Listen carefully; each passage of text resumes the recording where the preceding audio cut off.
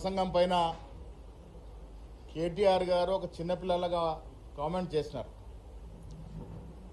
ఇన్నేళ్ళు ఎమ్మెల్యేగా ఉన్న కేటీఆర్ గారికి గవర్నర్ గారు ప్రసంగం ఏ రకంగా ఉంటుంది, ఎన్నేళ్ళుగా ఎన్ని గవర్నర్ ప్రసంగాలు వారు విన్నారు, విని కూడా ఇంత విజ్ఞత జ్ఞానం లేకుండా గవర్నర్ ఏదో కాంగ్రెస్ కార్యకర్త ఉద్దేశించి మాట్లాడినట్టుగా వ్యంగ్యంగా మాట్లాడుతూ గవర్నర్ యొక్క ప్రతిష్టని భంగం కలిగే విధంగా మాట్లాడడం అనేది చాలా శోచనీయం.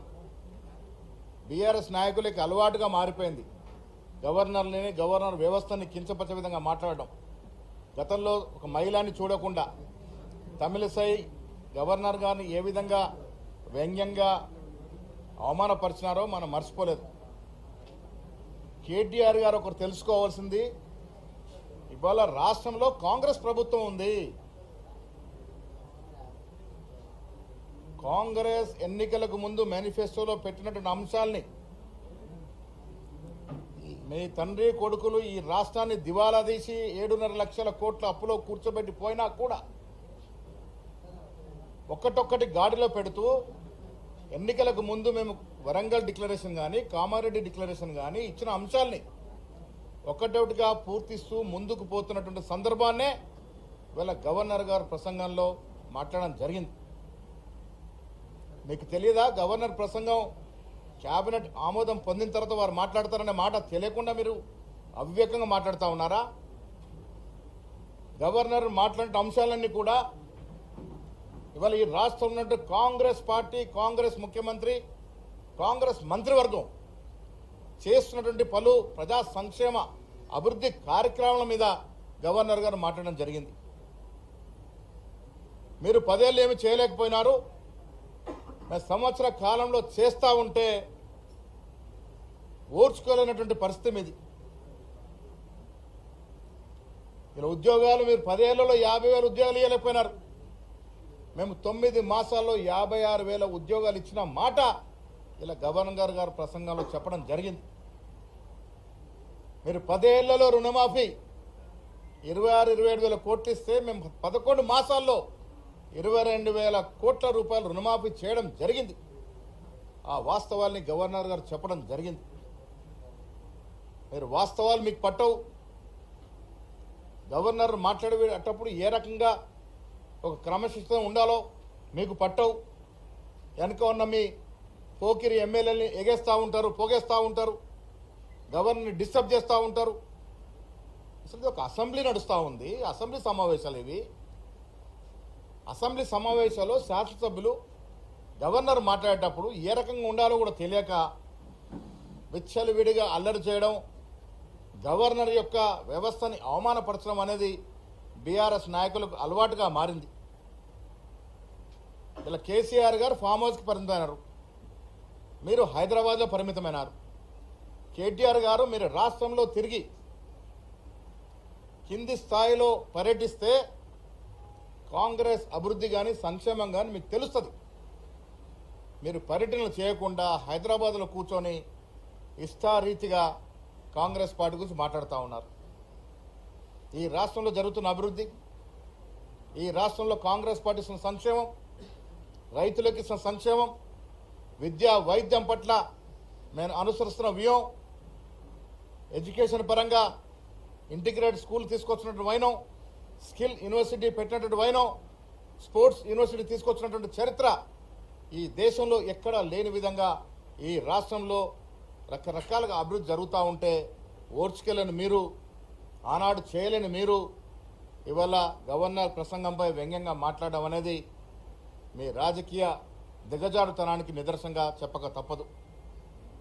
వాస్తవాలకు వెళ్తే ఇవాళ గవర్నర్ గారి ప్రసంగంలో చెప్పినటువంటి పలు అంశాలన్నీ కూడా ఈ రాష్ట్ర ప్రజల యొక్క శ్రేయస్సు కోసం జరుగుతున్నటువంటి అభివృద్ధి కార్యక్రమాలు, ఈ రాష్ట్రంలో ఉన్నటువంటి బీద ప్రజానికం కోసం జరుగుతున్నటువంటి సంక్షేమ కార్యక్రమాలు. ఒక్క రేషన్ కార్డు ఇచ్చిన పాపాన పోయినారా మీరు? 10 ఏళ్లలో బీదవాడికి ఒక రేషన్ కార్డు ఇచ్చిన పాపాన పోలే. ఇలా అడిగిన ప్రతి గరీబోడికి మేము రేషన్ కార్డు ఇస్తా ఉన్నాం. ఒక్క డబుల్ బెడ్రూమ్ ఇచ్చిన పాపాన పోలే మీరు 10 ఏళ్లలో. ఇలా పేదలు అర్హులైన వారికి ప్రతి వారికి ఇందిరమ్మ ఇల్లు ఇస్తున్నటువంటి వైనం ఇవన్నీ కూడా మీ కడుపు మంటతో అసెంబ్లీ బయటకు వచ్చి మాట్లాడినట్టు తీరు మేము గర్హిస్తూ ఉన్నాం. దేశ చరిత్రలో చరిత్రాత్మక నిర్ణయాలు, కుల సర్వే కానీ, ఎస్సీ కేటగరైజేషన్ కానీ, 10 ఏళ్ళలో మీరు బీసీలకు ఏమేలుగా పెట్టారు? ఒక్క డిపార్ట్మెంట్కి ₹1 ఇచ్చిన పాపాన పోయినారా? సకల కుటుంబ సర్వే చేసి మీకు నిజంగా ఆనాడు చిత్తశుద్ధి ఉండుంటే ఎందుకు దాన్ని టేబుల్ చేయలేకపోయినారు? పోనీ చేయలేదు, సర్వేలో పాల్గొనలేదు. మీరు రెండవసారి అవకాశం ఇచ్చి కూడా పాల్గొని మీరు కుల సర్వే గురించి మాట్లాడే హక్కు ఎక్కడిదని అడుగుతా ఉన్నాను.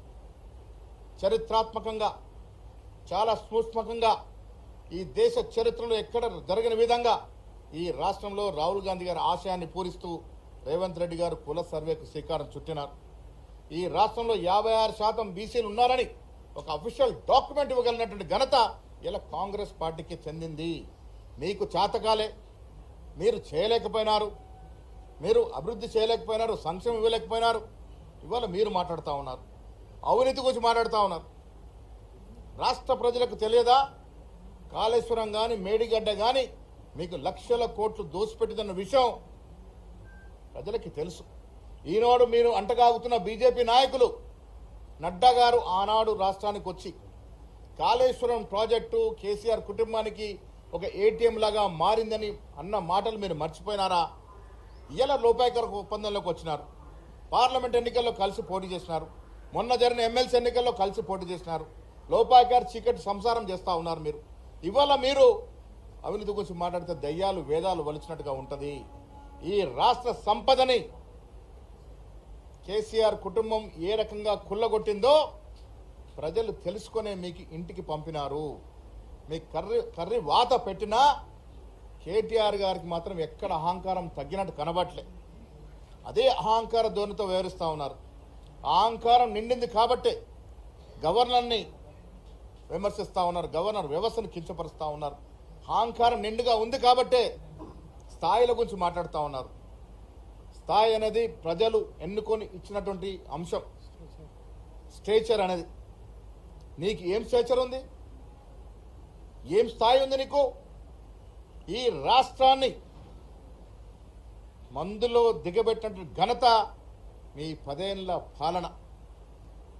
మత్తు పదార్థాలకి లోను చేసినటువంటి ఘనత, యువతని ఆ తప్పుదోర పట్టించిన ఘనత నీ ప్రభుత్వానికి. ఇలా దుబాయ్లో చనిపోయినటువంటి వ్యక్తి నీకు సన్నిహితుడు కాడా?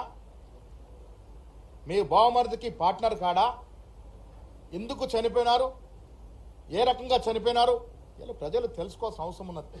ఈ రాష్ట్ర యువతని తప్పుదో పట్టడమే కాకుండా మత్తు పదార్థాలు అలవాటు విధంగా ఉసుగొల్పినటువంటి మీరు ఈ రాష్ట్రం బాగు గురించి మాట్లాడితే ప్రజలు జీర్ణించుకోలేరు. కేటీఆర్ గారు, మీకు ఈ సందర్భంగా మీ ద్వారా నేను వారికి హితో పలుకుతా ఉన్నాను. ఈ రాష్ట్రంలో మీకు కానీ మీ భవిష్యత్తు కానీ నూకలు చెల్లిపోయినాయి. మీరు స్ట్రెచర్ల గురించి మాట్లాడుతూ ఉన్నారు.